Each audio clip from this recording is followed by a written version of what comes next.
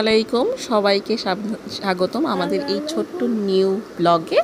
এই তো আমার ছোট সোনামণি জাদুমণি, আমার ছোট ছোট ভাতিজা, তার আজকের আবদার, সে আজকে রাত্রে খেতে যাবে ফুচকা। দেখুন সে কতটা খুশি আমরা বাইরে যাওয়ার জন্য।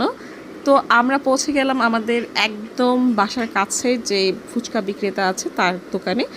তো এখানে যে আমরা তিনজন অপেক্ষা করছিলাম যে কখন ফুচকা আসবে। আমরা অর্ডার অলরেডি দিয়ে আসছি। সে ছোট মানুষ, তার জন্য ঝালের পরিমাণটা খুব কম দেওয়া হয়েছে এবং আমরা দুইজন বেশি পরিমাণে ঝাল নিয়েছি, যেহেতু আমি ঝাল খেতে প্রচুর পছন্দ করি। এই ফুচকাটা আমাদের এই লোকালিটির মধ্যে খুবই জনপ্রিয়, সুজন মামার ফুচকা চটপটি নামে পরিচিত। এবং যদিও আমরা ওর জন্য খুবই কম ঝাল নিয়েছিলাম, কিন্তু অ্যাকচুয়ালি এই ঝালটাও সে সহ্য করতে পারে নাই। তার এই চটপটি খেয়ে তার অবস্থা খুব খারাপ হয়ে গেছে, তার অবস্থা করুণ।